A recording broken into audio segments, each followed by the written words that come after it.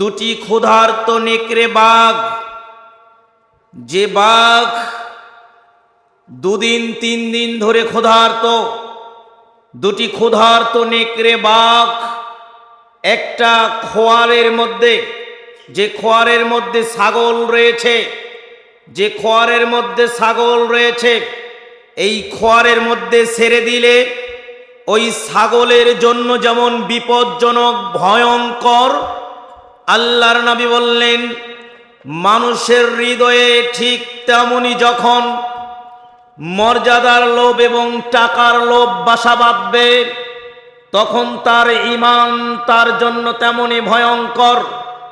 হাদিসটি বুঝাতে পারেনি।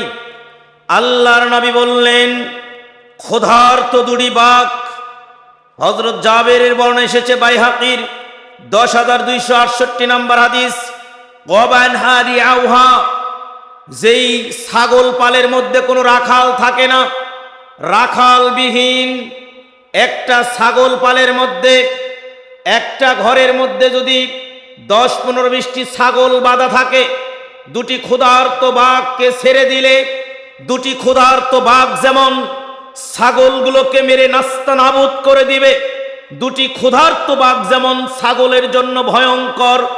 আল্লাহর নবী বললেন অর্থের লোভ, টাকার লোভ, দুনিয়ার লোভ তথা অর্থ তথা মাল ও মর্যাদার লোভ দিনের জন্য তার চেয়ে বেশি ভয়ঙ্কর। অতএব অর্থের লোভ মানুষের ঈমানকে নাস্তানাবুদ করে দেয়, মালের লোভ মানুষের ঈমানকে নাস্তানাবুদ করে দেয়। এই মালের লোভ দুভাগে বিভক্ত, একটা হলো বৈধ পন্থায় টাকা উপার্জন করা, আরেকটা হলো অবৈধ পন্থায়। আপনি বলতে পারেন বৈধ পন্থায় আবার মালের লোভ হয় কিভাবে? যেমন দেখেন তবারানী মুজামুল কাবিরের 459 নম্বর হাদিস, আসেম বিন আদি খয়বারের গনিমতের মাল থেকে 100টি মাল ক্রয় করলে আল্লাহর নবীর নিকট যখন খবরটা চলে গেলেন, আল্লাহর নবী তখন বললেন শোনো, এই হাদিসটি শুনিয়ে দিলেন যে ক্ষুধার্ত দুটি বাঘ ছাগল পালের জন্য যেমন ভয়ঙ্কর, অর্থের লোভ, মালের লোভ, মর্যাদার লোভ তেমনি ভয়ঙ্কর। তার মানে বোঝাচ্ছে হালাল পথে বেশি ইনকাম যখন তুমি করতে যাবে তখন তুমি দিন থেকে বঞ্চিত হয়ে যাবে। হারাম থেকে যখন তুমি বেশি হালাল পথে যখন বেশি ইনকাম করবে তখন তুমি দিন থেকে কি হয়ে যাবে? তখন তুমি দিন থেকে সময় দিতে পারবে না, বঞ্চিত হয়ে যাবে। এজন্য বোঝা যাচ্ছে যে অল্পে তুষ্ট থাকতে হবে। আপনার আমার রিজিক যেটা আছে এটাতে সন্তুষ্ট থেকে হালাল পথে যখন ইনকাম করব, অল্প যদি যখন ইনকাম করব তখন আমি তাহাজ্জুদের সময় দিতে পারবো, তখন আমি সাংগঠনিক কাজ করতে সময় দিতে পারবো। কিন্তু যখন ব্যস্ততা থাকবে, আমার 10-12টা ব্যবসা থাকবে, রমজান মাসে যখন ব্যবসা থাকবে ঠিক তখন আমি রমজান মাসে বিজুরের রাতে আমি দোয়া করতে পারবো না, আল্লাহুম্মা ইন্নাকা আফুউন তুহিব্বুল আফওয়া ফাফু আন্নি। আমার টেনশন শুধু ব্যবসা নিয়ে। এজন্য আল্লাহ সুবহানাহু ওয়া তাআলা পবিত্র কোরআনুল কারীমের 102 নম্বর সূরা তাকাসুর সুন্দর করে জানিয়ে দিয়েছেন, আউযু বিল্লাহি মিনাশ শাইতানির রাজীম, বিসমিল্লাহির রহমানির রহিম, আলহাকুমুত তাকাসুর হাত্তা সুরতুমুল মাকাবির।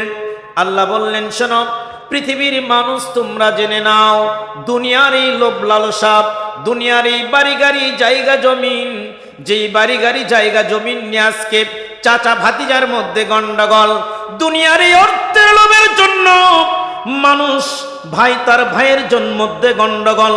আল্লাহ জানিয়ে দিলেন দুনিয়ার এই লোভ লালসা, দুনিয়ার এই চাকচিক্য, আলহাকুমুত তাকাসুর, দুনিয়ার এই সব কিছু তোমাদেরকে উদাসীন করে রেখে দিয়েছে হাত্তা সুরতুমুল মাকাবির, যতক্ষণ না তুমি কবরে চলে যাবে, আনটিল ইউ ভিজিট দ্য গ্রেভইয়ার্ডস, যতক্ষণ না তুমি কবরে চলে যাবে। কবরে যখন চলে যাবে, মালাকুল মাউত যখন চলে আসবে, যখন আপনি মালাকুল মাউতকে দেখতে পাবেন, দুনিয়ার সব লোভ লালসা শেষ হয়ে যাবে, দুনিয়ার সব আকাঙ্ক্ষা শেষ হয়ে যাবে। এই জন্য আল্লাহ বললেন কি, যে দুনিয়ার এই লোভ লালসা তোমাদেরকে উদাসীন করে রেখে দিয়েছে। আপনি যখন হালাল পথে বেশি ইনকাম করতে যাবেন, ঠিক তখন আপনি আল্লাহর পথে সময় বেশি দিতে পারবেন না। এজন্য হালাল পথেও বেশি ইনকাম করা যাবে না। দেখেন আল্লাহর নবীর দিকে তাকান, বুখারীর হাদিস 6460 নাম্বার, মুসলিমের 1055 নাম্বার। আন আবি হুরায়রা রাদিয়াল্লাহু তাআলা আনহু قال قال رسول الله বলেন সাল্লাল্লাহু আলাইহি ওয়াসাল্লাম, আল্লাহুম্মা রযুক আলা মুহাম্মাদিন কুতা ওয়া আল্লাহ give moderately food to the family of Muhammad sallallahu alaihi wasallam। আল্লাহ তুমি মুহাম্মাদের পরিবারের উপর পরিমিত রিজিক দাও। মডারেটলি ফুড তার মানে পরিমিত রিজিক। আল্লাহ নবী বললেন যে হে আল্লাহ, তুমি মুহাম্মাদের পরিবারের ওপর পরিমিত রিজিক দাও, যেই রিজিক খেয়ে বাঁচতে পারবো এতটুকু রিজিক তুমি মুহাম্মাদের পরিবারে দাও। এরপরেও হাদিস পড়লে আমরা জানি যে আল্লাহর নবীর বাড়িতে যখন কোনো মেহমান আসতেন মসজিদে নববীতে, তখন আল্লাহর নবী সাল্লাল্লাহু আলাইহি ওয়াসাল্লাম যখন খবর নিতেন যে যাও তো আমার বিবিদের বাড়িতে কি খাবার রয়েছে, বিবিদের বাড়ি থেকে জবাব আসতো যে পানি ছাড়া নবীর বাড়িতে কোনো খাবার নেই। ফরমায়েছেন আয়েশা খাতুন, নবীর চুলায় 3 দিন যাবৎ জ্বলিত না আগুন, একটি খেজুর খেয়ে নবী কেটে দিত দিন, হাইরে আমার দয়ার নবীর দিন। এরপরেও আল্লাহর কাছে এটাই চেয়েছিলেন যে হে আল্লাহ, আপনি মুহাম্মাদের পরিবারের ওপর পরিমিত রিজিক দেন, এমন পরিমাণ রিজিক দিয়েন না যে টাকা পয়সা বেশি থাকলে মানে আমাদের ঘুম হয় না অনেক সময়। এজন্য হালাল পথেও বেশি ইনকাম করা যাবে না। অতএব এজন্য অতএব লোভী ব্যক্তি যখন মালের পিছনে, হালাল মালের পিছনে যখন বেশি ছুটবে, তখন সে আল্লাহর পথে সময় দিতে পারবে না, ব্যস্ত হয়ে যাবে। এজন্যই তিরমিজির হাদিস আল্লাহর নবী সাল্লাল্লাহু আলাইহি সাল্লাম বলেছেন 2466 নাম্বার, ইবনু মাজার 4107 নাম্বার, মিশকাতুল মাসাবি 5172 নাম্বার। আল্লাহ সুবহানাহু ওয়া তাআলা এই হাদিসে বলেছেন, হাদিসে কুদসি, এই হাদিসে রাবি আবু হুরায়রা তিনি বলেন আল্লাহর নবী সাল্লাল্লাহু আলাইহি সাল্লাম থেকে বর্ণনা করেছেন, আল্লাহর নবী বলেছেন, আমার আল্লাহ বলেছেন, ইবনা আদম, হে আদম সন্তান, তাফাররাক লি ইবাদাতি আমলা সাদরাকিনা। Allah subhanahu wa ta'ala said to us, O son of Adam, devote yourself to my worship, I will fill your chest with riches and alleviate your poverty। হে আদম সন্তান, তুমি আমার পথে সময় দাও, তুমি আল্লাহর পথে সময় দাও, আমি আল্লাহ তোমার বক্ষকে প্রশস্ততা দিয়ে ভরে দিব, আমি আল্লাহ তোমার দারিদ্রতাকে দূর করে দিব যদি তুমি আমি আল্লাহর পথে সময় দাও। তার মানে অল্প রিজিকও যদি বাড়িতে থাকে, এর মধ্যে আল্লাহ বরকত দান করবে। বলেন সুবহানাল্লাহ। সম্মানিত উপস্থিতি, আল্লাহর নবী বললেন, আমার আল্লাহ বলেছেন, আদম সন্তান তুমি আমার পথে সময় দাও, আমি আল্লাহর পথে ইবাদতে বেশি সময় দাও, আমি আল্লাহ তোমার বুকটাকে প্রশস্ত করে দিব এবং আমি তোমার দারিদ্রতাকে দূর করে দিব। এরপর আল্লাহ নি বললেন, ওয়া ইল্লাম তাফআল মালাতু ইয়াদাইকা শুগলা ওয়া লাম আসুদ্দা ফাকরাক, and if you don't so then I will fill your hands with problems and not alleviate your poverty। যদি তুমি আমি আল্লাহর পথে সময় না দাও, তাহলে আমি আল্লাহ তোমার 2 হাত ব্যস্ততা দিয়ে ভরে দিব এবং আমি আল্লাহ তোমার দারিদ্রতা দূর করব না। আল্লাহর পথে যখন সময় দিবেন, ঠিক তখন আল্লাহ সুবহানাহু ওয়া তাআলা আপনার মানে যদি সময় না দেন আল্লাহর পথে, তাহলে আল্লাহ সুবহানাহু ওয়া তাআলা আমাদের ব্যস্ততা দিয়ে ভরে দিবে। এজন্য যখন বলা হয় যে একটু সাংগঠনিক একটু মিটিং আসেন, আমাদের একটু মিটিংয়ে বসেন, না না আমার সময় নাই, আমি ব্যস্ত, অথচ আপনার অনেক টাকার টেনশন আপনাকে পরকাল থেকে উদাসীন করে রেখে দিয়েছে। এজন্য আপনি যখন পরিমিত রিজিকের মধ্যে আপনি অল্পে তুষ্ট থাকবেন, তখন আপনি সাংগঠনিক সময় দিতে পারবেন, দাওয়াতি কাজ করতে পারবেন, তাহাজ্জুদ পড়তে পারবেন, নফল সালাত আদায় করতে পারবেন। কিন্তু যখন আপনার ইনকাম ব্যবসা যখন একাধিকটা হবে, আপনি চাকরির পরেও যখন ব্যবসায় জড়িত থাকবেন, ঠিক তখনই আপনি সময় দিতে পারবেন না। আর আমার আল্লাহও জানিয়ে দিলেন, আমি আল্লাহ তোমার দোহা, তোমার দরিদ্রকে দূর করব না, তোমার দোহাত আমি ব্যস্ততাতে ভরে দেব।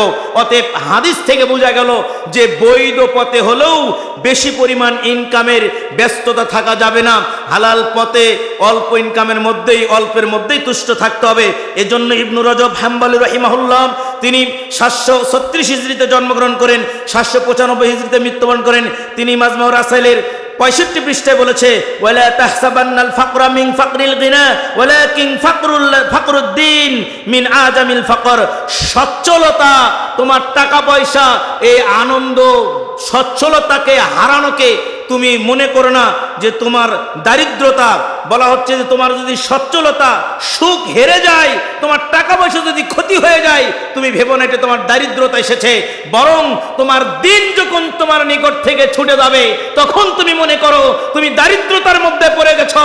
তুমি যখন মনে করবে আমি আর ঠিক তাহাজ্জুদ পড়তে পারছি না, আমি নফল সালাতগুলো আদায় করতে পারছি না, ফরজের জামাত ধরতে পারছি না, জামাত মিস করছি, তখন তুমি ভেবে নিও তুমি দরিদ্রতার মধ্যে পড়ে গেছো। টাকা নষ্ট হলে তুমি যেভাবে ভাবো যে আমি গরিব হয়ে গেলাম, তার চেয়ে বেশি ভাবতে হবে যখন তুমি আল্লাহর পথে সময় দিতে না পারছ, যখন তুমি আল্লাহর ইবাদত করতে না পারছো। এজন্যই কবি হুসাইন বিন আব্দুর রহমান বলেন কিতাবুল বুখারার 222 পৃষ্ঠায়, আল মালু ইনদাকা মাখজুনান লিওয়ারিসিহি মাল মালু মালুকা ইল্লা ইয়াওমা তুনফিকুহু। ওই মাল তোমার নয় যতক্ষণ না তুমি সেটা আল্লাহর পথে ব্যয় করবে। মাল তোমার কাছে জমা থাকে তোমার উত্তরাধিকারীর জন্য, ওই মাল তোমার নয়, তবে তোমার হবে যখন তুমি সেটা আল্লাহর পথে ব্যয় করবে। আমরা যারা তাবলীগ, ইজতেমা, মাঠ কিনা বাবদ, ইজতেমা বাবদ যে টাকাগুলো দান করি এগুলো আমাদেরই সম্পদ, কিন্তু যেগুলো বাড়িতে থাকে, বাড়ি গাড়ি জায়গা জমিন সব আমাদের সন্তানদের, এগুলো আমার নয়। অতএব এজন্যই আপনার দিনকে রক্ষা করা মানেই আপনি ধনী। সম্মানিত উপস্থিতির জন্য আল্লাহ সুবহানাহু ওয়া তাআলা 63 নম্বর সূরা 10 নম্বরে আল্লাহ পাক বলতেছেন, আউযু বিল্লাহি মিনাশ শাইতানির রাজীম ওয়া আনফিকু মিম্মা রাযাকনাকুম মিন ক্বাবলি আইয়াতিয়া আহাদাকুমুল মাউত ফায়াকুল রাব্বি লাউলা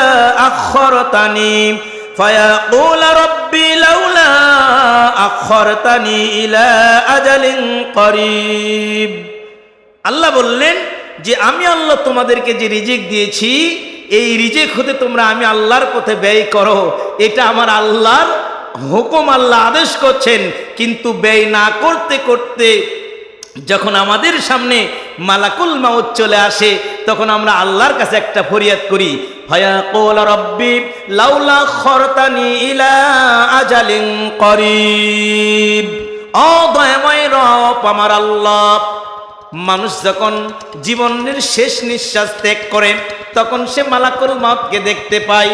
পৃথিবীর কোনো ব্যক্তির কাছে নয়, পৃথিবীর কোনো ডাক্তারের কাছে নয়, আমার আল্লাহ আমার আল্লাহর কাছে ফরিয়াদ করে। আদম সন্তান প্রত্যেকটি মানুষ মরার সময় যখন তার ঠোঁটটা নড়ায়, আমরা মনে করি যে ফলের রস চাচ্ছে, পানি চাই, আমরা তার মুখে পানি দেই, ফলের রস দেই। কিন্তু আল্লাহ জানাই ওই ব্যক্তিগুলো আমি আল্লাহর কাছে একটা ফরিয়াদ করে, ফায়াকুল রাব্বি লাউলা আখখারতানি ইলা আজালিন করিব। দয়াময় রব একটু সময় তুমি বাড়িয়ে দাও, অল্প সময়। কতটুকু? তাফসীর যে এতটুকু সময় দাও, আমি শুধু আমার ছেলেকে ডাকবো যে আব্দুল করিম আমার 10 বিঘা জমি থেকে 1 বিঘা জমি তুমি ইজতেমা ফান্ডে দিয়ে দিও, আমার 1 লক্ষ টাকা থেকে 10,000 টাকা তুমি আমার এই মসজিদে দান করে দিও। এতটুকু বলার সময় আল্লাহ তুমি আমাকে দাও। তার মানে মরার সময় এই মানুষগুলো আল্লাহর কাছে ফরিয়াদ করে, একটু সময় আল্লাহ তুমি দাও। 7 আসমান ভেদ করে এই ফরিয়াদ আমার রবের নিকটে পৌঁছে যায়। আল্লাহ জানিয়ে দেয় না, তা তো হবে না, অনেক সময় আমি দিয়েছিলাম তোমাকে, আমি 50 বছর সময় দিয়েছিলাম। আজ 3 বছর হলে তাবলীগ ইজতেমা মাঠের জায়গা কেনার জন্য আহ্বান করা হচ্ছে। এতদিন তুমি শুনেছিলে কোনোদিন তুমি একজন মানুষ বসার জায়গা 2500 অথবা 500 টাকাও তুমি দাও নাই। মরার সময় আমি রবের কাছে ফরিয়াদ করলে তুমি, আমি রবের কাছে ফরিয়াদের এই বাণীটা আসলো, কিন্তু আমি আল্লাহ রিফিউজ করে দিলাম, এটা আমি আল্লাহ গ্রহণ করলাম না। এজন্যই আমাদেরকে বোঝাতে হবে, যখন কোনো মানুষ মরতে ধরে তার জন্য সাদাকা করা দরকার, যে এই ব্যক্তি বেঁচে আছে, রুহুটা যাতে ভালোভাবে চলে যায় এবং তাকে কালিমার তালকিন দেওয়া। সম্মানিত উপস্থিতি, অতএব বোঝা গেল বৈধ পথেও বেশি ইনকাম করা যাবে না, অল্প ইনকামের মধ্যেই আমাদেরকে সীমাবদ্ধ থাকতে হবে। এরপরে মালের লোভ, আরেকটা হলো অবৈধ পথে ইনকাম করা, যেটাকে বলা হয় যা সহ কৃপণতা। তবে আমরা আল বুখল মানে যে কৃপণতা জানি, একটা কৃপণতা হলো যে আপনার হাতে টাকা আছে, টাকাটা চাওয়া হচ্ছে কিন্তু আপনি দান করছেন না, তাবলীগ ইসলামে দিচ্ছেন না, এটা এক প্রকার কৃপণতা। কিন্তু আর সহ দ্বারা যেটা বোঝানো হয়েছে, হারাম পথে ইনকাম করা, হালাল পথকে ওভারটেক করে মানুষ যখন হারাম পথে ইনকাম করবে, এটা হলো নিষিদ্ধ। এজন্য সূরা হাশরে বলা হয়েছে, ওয়ামাই ইউকা শুহা নাফসিহি ফাউলাইকা হুমুল মুফলিহুন। যে ব্যক্তি হৃদয়ের কৃপণতা থেকে বাঁচলো সে সফল কাম। তার মানে যে ব্যক্তি হারাম পথ থেকে ইনকাম করা বাদ দিয়ে হালাল পথে ইনকাম করলো, ও ব্যক্তি হলো সফল কাম। এরপরেও মুসনাদ আহমদের একটা হাদিসে বলা হয়েছে 9691 নম্বর হাদিস, আল্লাহ নবী বলছেন, লা ইয়াজতামিউ শুহু ওয়াল ঈমানু ফি জাওফি রাজুলিম মিসলি রজুলিম মুসলিমিন। আল্লাহ নবী বললেন, কোন মুসলমানের হৃদয়ের মধ্যে, কোন মুসলমানের অন্তরের মধ্যে হারাম ইনকাম এবং ঈমান একসঙ্গে থাকতে পারে না। যে ব্যক্তি ঈমানদার হবে, নিজেকে ঈমানদার দাবি করবে, ওই ব্যক্তি কোনোদিন হারাম পথে ইনকাম করতে পারবে না। হারাম পথে ইনকাম করা তার জন্য নিষিদ্ধ। হারাম পথে ইনকাম করা তার জন্য কি ভাই? নিষিদ্ধ। অতএব ঈমান যার মধ্যে আছে সে হারাম পথে ইনকাম করতে পারবে না। আর হারাম পথে ইনকাম যে ব্যক্তি করবে, ওই ব্যক্তির ভিতরে ঈমান থাকবে না। এজন্য হারাম পথে ইনকাম করা যাবে না। অথচ আমরা আজকে হারাম পথে ইনকামে ব্যস্ত হয়ে গেছি। বুখারীর 2059 নম্বর হাদিস, নাসাইর 4454 নম্বর হাদিস, আবু হুরায়রা হতে বর্ণিত, তিনি বলেন, আল্লাহ নবী বলেন, লা ইউবালিল মারু মা খাযা মিনহু মিনাল হালাল আম মিনাল হারাম। A time will come when one will not care how he gains one's money legally or illegally। এমন একটা সময় আসবে মানুষ পরোয়া করবে না সে হালাল পথে ইনকাম করছে না হারাম পথে ইনকাম করছে। এজন্য অনেক আহলে হাদিস দাবিদার ব্যক্তিগুলো ব্যাংকের চাকরির সঙ্গে জড়িত, এনজিওর চাকরির সাথে জড়িত। তার মানে বোঝা যাচ্ছে যে আল্লাহ নবীর হাদিস মিলে গেছে, লা ইউবালিল মারু মা খাযা মিনহু মিনাল হালাল আম মিনাল হারাম। এমন একটা যুগ আসবে মানুষ পরোয়া করবে না সে হালাল পথে ইনকাম করলো না হারাম পথে ইনকাম করছে। এই যুগটা বর্তমানে অনেক ব্যাংকার দাবি রেখেছে, অনেক ব্যাংকার হজ করেছে। সে মনে করে সারা জীবন আমি হারাম ইনকাম করে লাস্টে একটু হজ করে আসবো ব্যাংকের টাকা দিয়ে। এটা তো সম্ভব নয়। অতএব এজন্য আল্লাহ নবী বলেছেন যে এমন একটা সময় আসবে আজকে আমরা হারাম পথে ইনকামে ব্যস্ত হয়ে গেছি। অথচ মানুষ যদি জানতো যে সুদের মাধ্যমে ইনকাম করাটা কতটা কঠিন, যদিও আমরা যারা ব্যাংকের চাকরি করি মনে করতে হবে যে ব্যক্তি ব্যাংকের সুদ খায় না, কোনোদিন মানে ব্যাংকের ইন্টারেস্ট নেয় না, কিন্তু যে ব্যক্তি ব্যাংকের আপনার হলো যে লেখক হবে, ব্যাংকে চাকরি করবে, আল্লাহ নবী আজ থেকে 1500 বছর আগে মুসলিমের হাদিসে বলেছেন 49 নম্বর হাদিস, আল্লাহ বলেন, আকালার রিবা ওয়া মুআকিলাহু ওয়া কাতিবাহু ওয়া শাহিদাইহি ওয়া ক্বালাহুম সাওয়াউন। আল্লাহ নবী বললেন, সুদদাতা, সুদগ্রহীতা, সুদের লেখক, সুদের সাক্ষী সবাই সমান অপরাধী।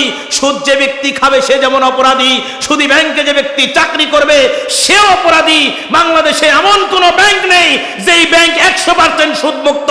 অতএব ব্যাংকের চাকরি করে আপনি ভাবতে পারেন না আপনি হালাল ইনকাম করছেন, এই টাকা দিয়ে খাবার খেলে ইবাদত কবুল হবে না। অতএব এভাবে থাকলে আপনার ঈমান থাকবে না। অতএব মানুষ বিভিন্নভাবে হারাম পথে ইনকাম করে, মানুষ হারাম ব্যবসা করে। ইবনে মাজার হাদিসে রয়েছে, যদি সুদ সম্পর্কে আমরা জানি 2274 নম্বর হাদিস, আর রিবা সাবুনা হুবা।